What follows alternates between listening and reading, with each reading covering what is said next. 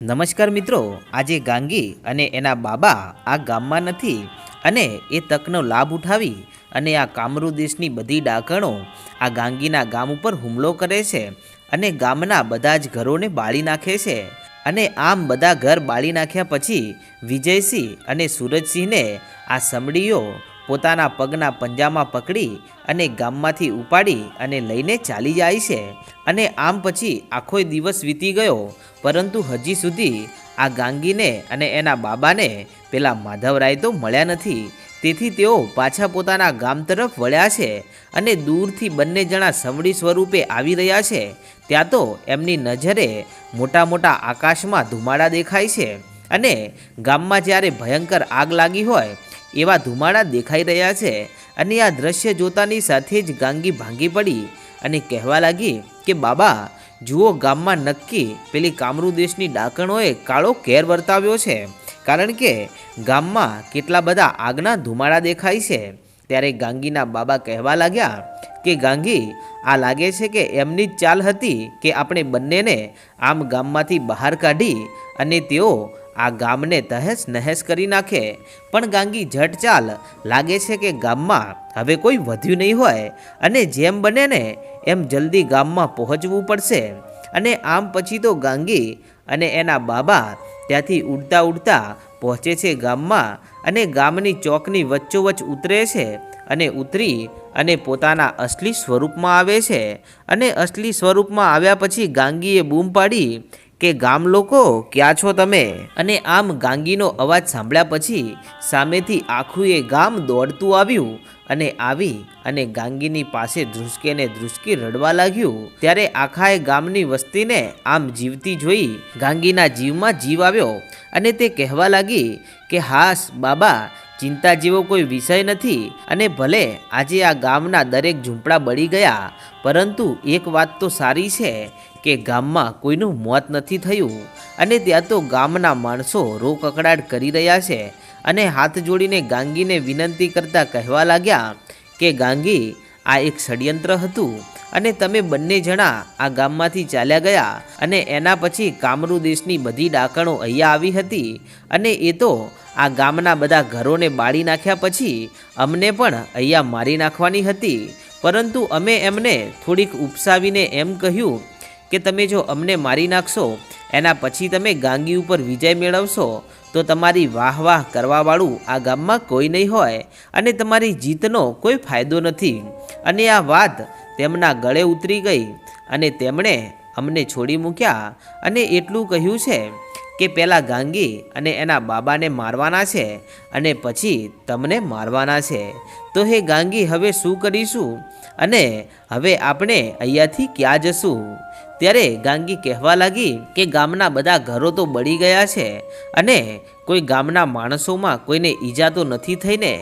ત્યારે ગામના માણસો કહે છે કે ગાંગી, ગામમાં તો કોઈના ઉપર કાંઈ ઈજા નથી થઈ, પરંતુ તમે અહીંયાથી જ્યારે ઉડીને ગયા ને ત્યારે આપણા ગામમાં વિજયસિંહ અને પેલા મહારાજ સુરજસિંહ આવ્યા હતા અને એ બંને જણા આ ગામમાં આવ્યા પછી પેલી ડાકણોએ હુમલો કર્યો હતો. અને આ બંને રાજાઓ જ્યારે ડાકણોની સામે બોલતા હતા ત્યારે એ ડાકણોને ગુસ્સો આવ્યો અને તેઓ સમડીના સ્વરૂપમાં આવી અને પછી બંને રાજાઓને પણ પોતાના પગના પંજામાં ઉપાડીને ચાલી ગઈ છે. ત્યારે આટલી વાત સાંભળીને ગાંગીને ઝાટકો લાગ્યો અને તે કહેવા લાગી કે શું ખરેખર બંને રાજાઓને એ કામરૂ દેશની ડાકણો ઉપાડી ગઈ? ત્યારે ગામ લોકો કહે છે કે હા ગાંગી, અને એ ડાકણો એમ પણ કહેતી હતી કે જ્યાં માધવરાયને છુપાવ્યા છે ને ત્યાં જ આ બંને રાજાઓને પણ અમે છુપાવી દેશું. અને તમારી ગાંગીને કહી દેજો કે તારામાં હિંમત હોય ને તો એ ત્રણેય જણાને બચાવી જાય, પરંતુ હવે શું કરવું એનું કાંઈ સમજણ પડતી નથી. ત્યારે ગાંગી કહેવા લાગી કે બાબા બોલો, હવે શું કરીશું? અને હવે આપણે જો એમને નહીં પકડીએ અને નહીં મારીએ ને તો બાબા હવે અનર્થ થઈ જશે અને આ જે ગામ બચ્યું છે ને એ પણ વેર વિખેર થઈ જશે. ત્યારે ગામના માણસો કહેવા લાગ્યા કે ગાંગી, હવે રહેવું તો રહેવું ક્યાં, કારણ કે હવે ઝૂંપડાઓ તો બળીને ખાખ થઈ ગયા છે. હવે રહેવા માટે અમારી પાસે કોઈ આશરો છે નહીં.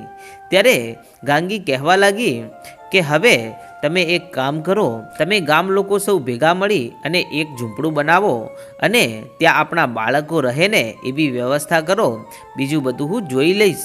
અને આમ આટલું કહી અને ગાંગી એના બાબાને કહે છે કે બાબા, હું જાઉં છું અને કદાચ જો જીતી ગઈ ને તો પાછી આવીશ, અને કદાચ જો હારી ગઈ ને તો બાબા મને ભૂલી જાજો. આટલું કહી અને ગાંગી ત્યાંથી ચાલવા લાગી. ત્યારે ગાંગીના બાબા કહે છે કે પણ બેટા, તું ક્યાં જાય છે? ત્યારે ગાંગી કહે છે કે બાબા, હું હવે પેલી ડાકણોને છોડીશ નહીં, અને હવે જો વધારે દિવસ એમને અહીંયા જીવતી રહેવા દઈશું ને તો બાબા આપણા ગામના માણસોને એ મારી નાખશે, અને આપણે તો રોજ ગામમાં હોતા નથી, અને એ તકનો લાભ ઉઠાવી અને એ કામરૂ દેશની ડાકણો આપણા ગામ ઉપર ભારે પડવા લાગે છે. માટે હવે તમે આ ગામની રક્ષા કરો અને હું ત્યાં લડવા જાઉં છું. આટલું કહીને ગાંગી પોતાના રૂપમાંથી સમડીના સ્વરૂપમાં આવી જાય છે અને સમડીનું સ્વરૂપ ધારણ કરી અને આકાશમાં પેલા મહેલ તરફ ઉડી જાય છે. ત્યારે ગાંગીના બાબા કહે છે કે હે ગામ લોકો, તમે તમારું ધ્યાન રાખજો, અને હું અત્યારે ગાંગીની પાસે જાઉં છું, કારણ કે ગાંગી અત્યારે ગુસ્સામાં છે, અને ગુસ્સામાં ને ગુસ્સામાં તે ક્યાંક અળવું ડગલું ના ભરી નાખે ને એનું ધ્યાન રાખવું પડશે. આમ કહી અને ગાંગીના બાબા પણ આકાશ માર્ગે ઉડી જાય છે, અને ઉડતા ઉડતા ગાંગીની પાસે પહોંચે છે, અને ત્યાં પહોંચીને કહેવા લાગ્યા કે બેટા ગાંગી, અત્યારે ગુસ્સામાં તું આવી ગઈ છો, અને ગુસ્સામાં તું કંઈક ઊંધું ના કરી બેસે, એ માટે અત્યારે તું ગામમાં ચાલ, અને આ બધી લડત આપણે પછી લડી લઈશું. ત્યારે ગાંગી કહે છે કે ના બાબા, આજે હું જાઉં છું પેલા મહેલે, અને એ મહેલમાંથી એક એક કામરૂ દેશની ડાકણને જો આજે દોડાવીને ના મારું તો મારું નામ પણ ગાંગી નહીં. અને ત્યારે ગાંગીના બાબા કહે છે કે તો શું ગાંગી, તારો આ છેલ્લો નિર્ણય છે? કે હા બાબા, આ મારો છેલ્લો નિર્ણય છે, અને હવે મારો નિર્ણય બદલવાનો નથી, અને હું એ કામરૂ દેશની એક પણ ડાકણને હવે આ વિસ્તારમાં રહેવા દેવાની નથી. ત્યારે ગાંગીના બાબા કહેવા લાગ્યા કે તો ગાંગી, આ તારા બાબા પણ તારી સાથે છે, મેં પણ ઘણું એ સહન કરી લીધું, હવે વધારે મારાથી પણ સહન થાય એમ નથી, અને ચાલ હવે તો એ કામરૂ દેશની ડાકણોને પાઠ ભણાવી જ દઈએ. અને આમ ગાંગી અને એના બાબા આકાશમાં ઉડતા ઉડતા પેલા અદ્ભુત મહેલની પાસે પહોંચે છે, અને ત્યાં જઈને જુએ છે તો એમના ડોળા ફાટી જાય છે, કારણ કે એ આખો મહેલ તો ભડભડ બળી રહ્યો છે, અને એ કામરૂ દેશની ડાકણોએ આ બનાવેલા મહેલને ભડકે બાળ્યો છે. ત્યારે આ બળી રહેલા મહેલને જોઈ અને ગાંગી મનમાં વિચાર કરવા લાગી. ત્યારે બાબા કહે છે કે ગાંગી, આ બધું શું છે? ત્યારે ગાંગી પણ ત્યાં વિચારમાં ડૂબેલી છે, અને કહેવા લાગી કે બાબા, આ મહેલ માટે તો પેલી કામરૂ દેશની રાણી અને એની દાસીઓ પોતાના જીવ આપતા પણ અચકાતી ન હતી, તો પછી એમણે આ મહેલને કેમ બાળી નાખ્યો? અને આ મહેલને બાળી તો ભલે નાખ્યો, પરંતુ એ બધી ક્યાં ગઈ હશે? અને શું એ કામરૂ દેશ તો નહીં ચાલી ગઈ હોય ને? ત્યારે ગાંગીના બાબા કહેવા લાગ્યા કે ગાંગી, મને એ જ વાતનો ડર છે કે તેઓ અહીંયા આ મહેલમાં તો છે નહીં, અને મહેલ તો એમણે નષ્ટ કરી નાખ્યો છે, તો પછી એમનું નવું વસવાટ કયું હશે?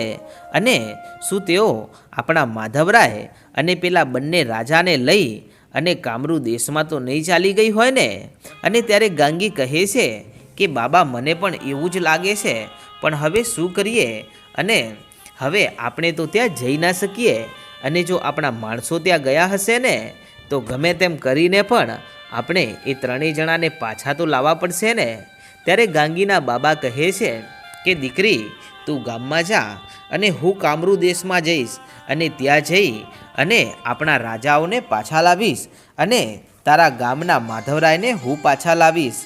ત્યારે ગાંગી કહે છે કે ના બાબા, એ દેશમાં જવું એ કોઈ નાની મોટી વાત નથી, અને ત્યાં મને ખબર છે, અને મેં ઘણી વાત સાંભળ્યું છે કે એ કામરૂ દેશ છે ને એ કોઈ જેવા તેવા મનુષ્યને તો દેખાતો પણ નથી, અને ત્યાંના રહસ્યો અને ત્યાંની ચોકીઓ એ ખૂબ જ ભયંકર છે, ત્યાં આપણે ના જઈ શકીએ. ત્યારે ગાંગીના બાબા કહે છે કે ત્યાં ના જઈ શકીએ તો શું આપણે આપણા ત્રણેય માણસોને ભૂલી જવાના?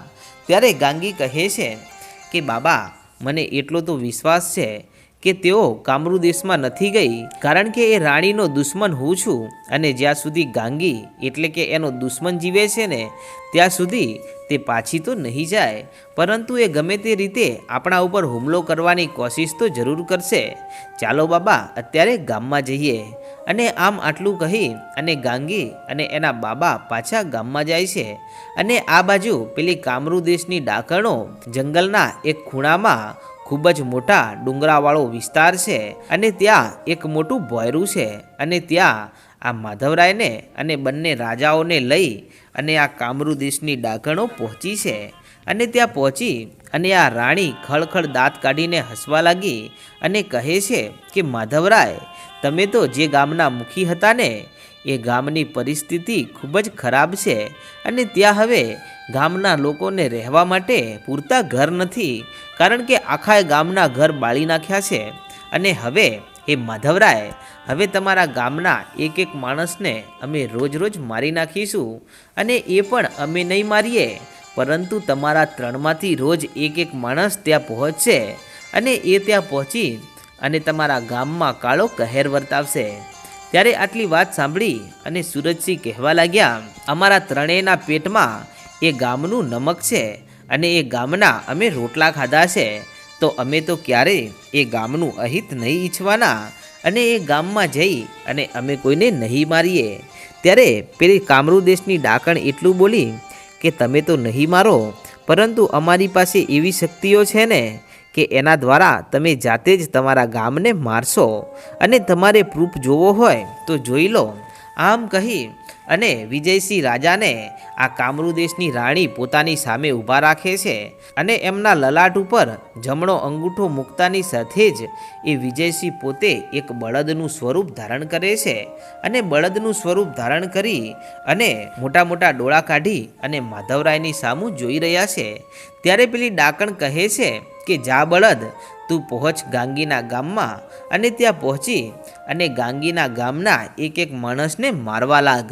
અને આમ આટલો આદેશ મળતાની સાથે જ પેલો બળદ ઊભું પૂંછડું કરી અને ચારે પગે ત્યાંથી ગળગળતી દોટ મૂકી અને ગાંગીના ગામ તરફ દોડે છે. ત્યારે આ ઘટના જોતાની સાથે જ આ માધવરાય અને સુરજસિંહના ડોળા ફાટી ગયા અને કહેવા લાગ્યા કે હે રાણી, તમારે અમને મારી નાખવા હોય તો મારી નાખ, પરંતુ વિજયસિંહને રોકી લે. વિજયસિંહ ગામમાં પહોંચી અને કાળો કહેર વર્તાવશે.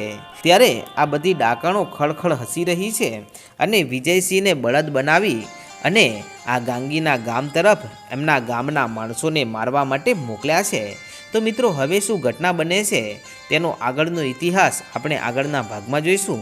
અને તમે આપણી ચેનલ પર પહેલીવાર આવ્યા હોય તો આજે જ આપણી ચેનલ રાજા મેલડીને સબસ્ક્રાઈબ કરી નાખો. જય માતાજી.